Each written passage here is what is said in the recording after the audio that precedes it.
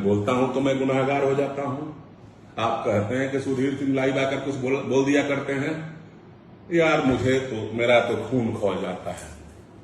अगर मैं विधायक बनूं या ना बनूं, अगर कोई गाली देता है तो हम तो गाली की जवाब गाली से तो नहीं देंगे, ये मेरे संस्कार में नहीं है।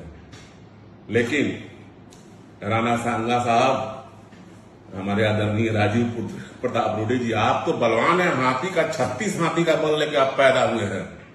आप तो जो चाह रहे हैं वो करवा दे रहे हैं। आप तो अर्थ को अनर्थ कर दे रहे हैं। तो उसके साथ कब वो टिप्पणी चुनाव के टाइम में आचार संहिता लगने के बाद में जातीय हिंसा भड़काने का जो काम किया गया है, क्या आपने चुनाव आयुक्त को कहा? क्या प्रशासन को नजर गई? क्या प्रशासन के लोगों ने उसके विरुद्ध में कोई कार्रवाई किया? कोई कार्रवाई नहीं हुआ, कुछ कार्रवाई नहीं हुआ, कोई काम नहीं हुआ। और मैं जिस आदमी के चलते, जिस आदमी पर राजद के वो कैंडिडेट हैं, बोल रहे हैं कि लड़की सप्लाई करता है, ये सप्लाई करता है, वो सप्लाई करता है, ऐसी उत्तेजना होनी चाहिए। मैं तो उनको पर्सनल पसंद नहीं करता हूं, क्योंकि उनको अच्छे कर्म है ही नहीं कि मैं उनके मदद में खड़ा हो जाऊं। आप जो करते हैं वो पूरा समाज जानता है। भले आप किसी भी दल से आओ, आप कभी लोजपा से आ जाते हैं, कभी आप भाजपा से आ जाते हैं, कभी आप राजद से आ जाते हैं, कभी आप निर्दलीय आ जाते हैं। मैं तो आपको पसंद नहीं करता हूं, लेकिन आपके चलते जैसे राजपूतों और ब्राह्मणों को गंदे इशारे करके गाली सुनना पड़ा, तो आपके मुंह में कोई जबान नहीं है। कुछ तो बात है युवराज सुधीर सिंह में। कभी कभी लगता है सच ही तो बोल रहे हैं, पर क्या राजनीति में इतना सच चलता है? राजनीति में तो सच बोलने की सजा मिलती है, और वही सजा युवराज सुधीर सिंह को भी मिलेगी। देखिए, मैं इस मुद्दे पर कोई वीडियो बनाना नहीं चाहता था, पर मुझे भी कुछ सच बोलने की आदत है, और इसलिए जब मैंने युवराज सुधीर सिंह का ये वीडियो देखा तो अपने आप को रोक नहीं पाया। इसलिए सबसे पहले आज मैं आपको वो वीडियो दिखाऊंगा और फिर उस पर बात करूंगा। लेकिन उससे पहले आप मेरा अभिनंदन स्वीकार कीजिए। द देसी अड्डा पर आपका स्वागत है। मेरा नाम है राकेश तिवारी। तो देखिए, सबसे पहले इस मुद्दे पर हम चर्चा करें और युवराज सुधीर सिंह के बारे में आज चर्चा करें, उससे पहले आप उनका ये वीडियो देख लीजिए। ये वो वीडियो है जिसके पहले युवराज सुधीर सिंह ने अपने चाहने वालों से सलाह मांगी थी कि हम लाइव आएं या ना आएं। अधिकांश लोगों ने मना किया, चुनाव है, रहने दीजिए भैया, चुनाव बाद आइएगा। लेकिन युवराज सुधीर सिंह कहाँ मानने वाले। एक बार जो ठान लिया वो करते हैं, और उनको बर्दाश्त ही नहीं होता। खुद ही कहते हैं कि यदि कुछ गलत होते हुए देखता हूं तो मुझसे बर्दाश्त नहीं होता। तो सबसे पहले तो ये वीडियो देखिए, उन्होंने क्या कहा है। चुनावी माहौल है, उस चुनावी माहौल में युवराज सुधीर सिंह ने क्या कहा है, पहले ये सुनिए। लोकतंत्र में कहा जाता है कि जनता जिसको चाहेगी वही सदन में जाएगा, राजा हमारा वही बनेगा जो हमारा काम करेगा। लेकिन एक बात से मैं बहुत दुखी हूं। देखिए, मेरा भी टिकट काट दिया गया है। कहां मैं किसी को गाली दे रहा हूं, कहां मैं किसी भावनात्मक में आकर, ठीक है मैंने प्रयास किया, मुझे टिकट नहीं मिला, लेकिन मैं अब टिकट नहीं मिला तो मैं किसी को तो दोषी नहीं समझूंगा। ये तो मेरा प्रयास था, मैंने प्रयास किया। लेकिन एक वीडियो देख रहा था, शायद लाइन होटल वाला कोई तरैया विधानसभा का है, कि टिकट कटने के बाद आपने जो राजपूत समाज और ब्राह्मण समाज के बारे में जो टिप्पणी की है, जो हाथों का इशारा किया है, क्या एक सामाजिक आदमी को शोभा देता है? यह समाज में कर्म करने वाले को शोभा देता है? हमने कभी किसी को गाली नहीं दिया, हमने कभी किसी को नहीं कुछ कहा। लेकिन समाज आज आप निर्दलीय प्रत्याशी के रूप में उसी विधानसभा से आप चुनाव लड़ने गए हैं। एक स्वजातियों को लेकर आप विधायक बन सकते हैं, सबका समर्थन मिलेगा तब ना कोई विधानसभा जाता है। एक आदमी कभी कोई विधानसभा नहीं जाता है। लेकिन मैं दुखित हूं इस बात पे, आपसे ज्यादा तो दुखित नहीं हूं इस बात। मैं दुखित हूं उन लोगों से जो राणा सांगा की यात्रा पर निकले हुए हैं, जो राजपूत के नेता बनते हैं और मुझे झुकाकर, मुझे हाथ जुड़वाकर माफी मंगवाया पहली बार जिंदगी में। तो मेरे गार्जियन थे, ठीक है चलिए मैंने माफी मांग दिया। लेकिन गार्जियन से मैं इतना पूछना चाहूंगा, आदरणीय राजीव प्रताप रूढ़ी जी से पूछना चाहूंगा, आपके आंखों से वो वीडियो दिखा जिस तरह राजपूत और ब्राह्मण समाज पर टिप्पणी की गई, जिस तरह इशारे किए गए, आपको नहीं दिखा? मैं बोलता हूं तो मैं गुनाहगार हो जाता हूं। आप कहते हैं कि सुधीर सिंह लाइव आकर कुछ बोल दिया करते हैं। यार मुझे तो, मेरा तो खून खौल जाता है। अगर मैं विधायक बनूं या ना बनूं, अगर कोई गाली देता है तो हम तो गाली की जवाब गाली से तो नहीं देंगे, ये मेरे संस्कार में नहीं है। लेकिन राणा सांगा साहब, हमारे आदरणीय राजीव प्रताप रूढ़ी जी, आप तो बलवान हैं, हाथी का 36 हाथी का बल लेके आप पैदा हुए हैं। आप तो जो चाह रहे हैं वो करवा दे रहे हैं। आप तो अर्थ को अनर्थ कर दे रहे हैं। तो उसके साथ कब वो टिप्पणी चुनाव के टाइम में आचार संहिता लगने के बाद में जातीय हिंसा भड़काने का जो काम किया गया है, क्या आपने चुनाव आयुक्त को कहा? क्या प्रशासन को नजर गई? क्या प्रशासन के लोगों ने उसके विरुद्ध में कोई कार्रवाई किया? कोई कार्रवाई नहीं हुआ, कुछ कार्रवाई नहीं हुआ, कोई काम नहीं हुआ। और मैं जिस आदमी के चलते, जिस आदमी पर राजद के वो कैंडिडेट हैं, बोल रहे हैं कि लड़की सप्लाई करता है, ये सप्लाई करता है, वो सप्लाई करता है, ऐसी उत्तेजना होनी चाहिए। मैं तो उनको पर्सनल पसंद नहीं करता हूं, क्योंकि उनको अच्छे कर्म है ही नहीं कि मैं उनके मदद में खड़ा हो जाऊं। आप जो करते हैं वो पूरा समाज जानता है। भले आप किसी भी दल से आओ, आप कभी लोजपा से आ जाते हैं, कभी आप भाजपा से आ जाते हैं, कभी आप राजद से आ जाते हैं, कभी आप निर्दलीय आ जाते हैं। मैं तो आपको पसंद नहीं करता हूं, लेकिन आपके चलते जैसे राजपूतों और ब्राह्मणों को गंदे इशारे करके गाली सुनना पड़ा, तो आपके मुंह में कोई जबान नहीं है? क्या आप उसका जवाब नहीं दे सकते थे? इससे झलकता है कि आप स्वार्थी हैं। इससे झलकता है कि आप अपने स्वार्थ के अंधे में जी रहे हैं। आपको विधायक बनना है तो गाली सुन के विधायक बनिए।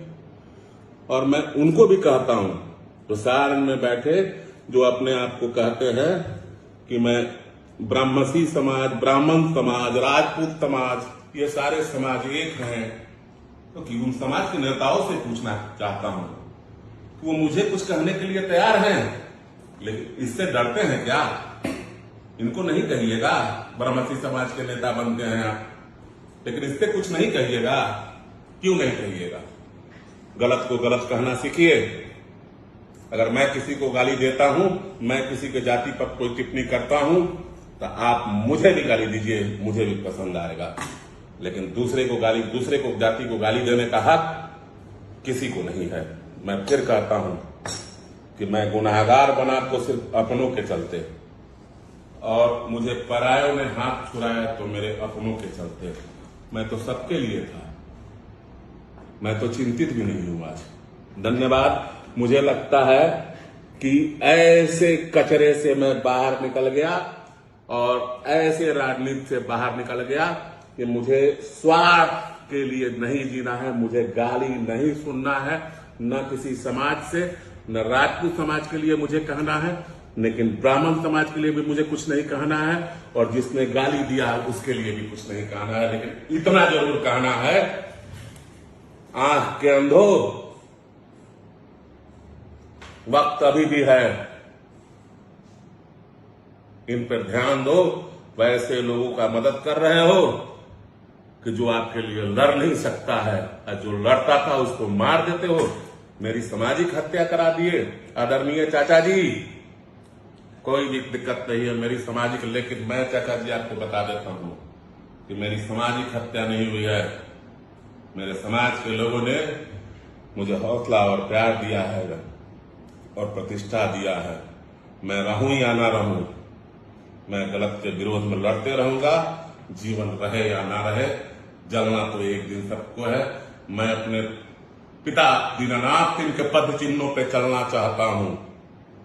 मैं और किसी के पद चिन्हों पे चलने के लिए मैं कभी आशा भी नहीं करता हूं। मैं जब भी चलूंगा तो अपने पिता दीनानाथ सिंह के पद चिन्हों पे चलूंगा, क्योंकि उनके लिए उनका परिवार बहुत बड़ा धन था और उन्होंने अपने परिवार के लिए अपने जान तक को दे दिया।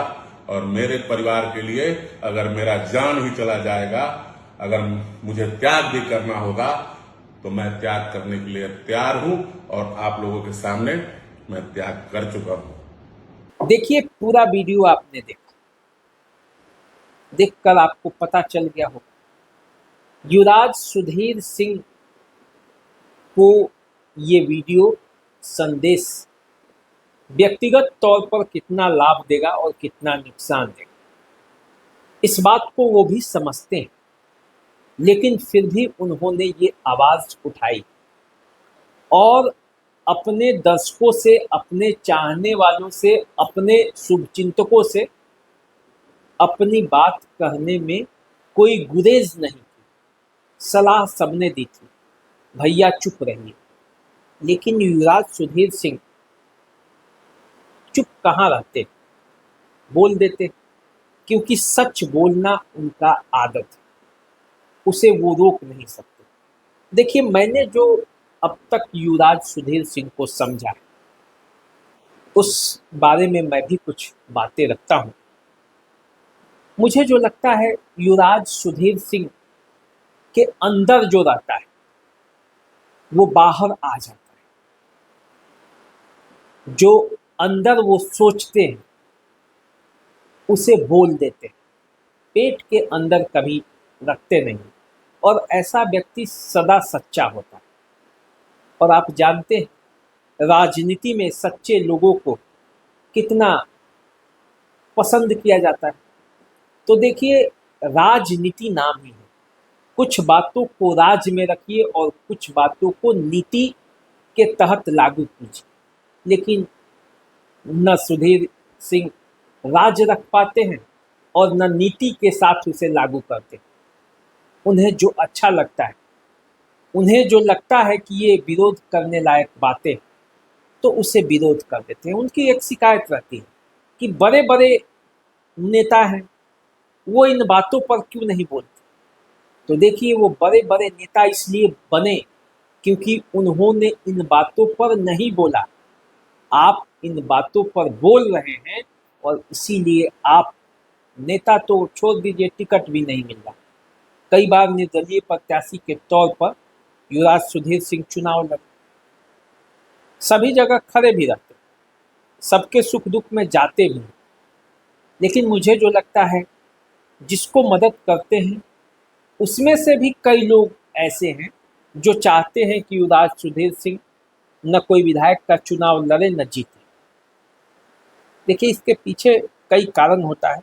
सच बोलने वाला व्यक्ति और सच करने वाला व्यक्ति सदा अपने मन की करता है। अब उसमें कोई कॉकटेल, कोई घाल मेल होता नहीं, और वो घाल मेल युवराज सुधीर सिंह जानते नहीं हैं। और राजनीति में यदि चले आए हैं, राजनीति करना चाहते हैं, तो राजनीति में तो ये सब चलेगा नहीं। राजनीति में समझौते भी करने पड़ते, और वो समझौता युवराज सुधीर सिंह करते नहीं, जैसा इस वीडियो में भी है, आपने देखा होगा। तो जब तक ऐसा रहेगा, चुनावी सफलता और चुनाव में टिकट मिलना तो मुश्किल है। त्याग और सदा यदि आप सत्य बोलने के लिए आप जाने जाएंगे, निश्चित रूप से एक पहचान भी है पूरे बिहार में। युवराज सुधीर सिंह की एक अपनी पहचान है। पूरे परिवार के पहचान के साथ पहचान तो जुड़ा हुआ ही है, लेकिन युवराज सुधीर सिंह का एक अपना भी पहचान है और उसी पहचान को बरकरार रखना चाहते हैं युवराज सुधीर सिंह। तो मेरी भी शुभकामनाएं हैं। और आपने जिन बातों को इस वीडियो में कहा उसमें कोई गलत नहीं, क्योंकि चुनाव लड़ने वाले प्रत्याशियों का यदि टिकट कट जाता है तो बातों को तथ्यों के साथ रखना चाहिए, न कि किसी पर जातिगत टिप्पणी करना चाहिए, न किसी पर व्यक्तिगत आक्षेप लगाना चाहिए।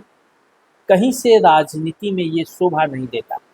जितने भी बड़े नेता हैं, सारण प्रमंडल में अपने आस पास ही ले लीजिए, जितने भी विधायक हैं या सांसद हैं जो बड़े, जिनके समाज में एक पहुंच है, पकड़ है, कभी भी वो ओछी बातें नहीं करते। और ख़ास करके जिस तरह से मंचों पर आकर, जिस तरह से मीडिया के सामने तरैया का टिकट कटने के बाद मिथिलेश राय ने कहा, सदा निंदनीय है। मैं भी निंदा करता हूँ किसी भी प्रत्याशी के लिए, मिथिलेश राय के लिए स्पेशली नहीं, जितने भी इस तरह के लोग हैं उन सब के लिए द देसी अड्डा ये कहता है, द देसी अड्डा का ये मानना है कि राजनीति में शुचिता जरूरी है, राजनीति में विरोध सहने की क्षमता भी जरूरी है। राजनीति में बोलना है तो बोलने के पहले भी सोचना जरूरी है कि कोई दूसरा आहत तो नहीं हो रहा, कोई दूसरा समाज आहत तो नहीं हो रहा है। यदि समाज रहेगी तभी आप रहेंगे और आप रहेंगे तभी राजनीति रहेगी।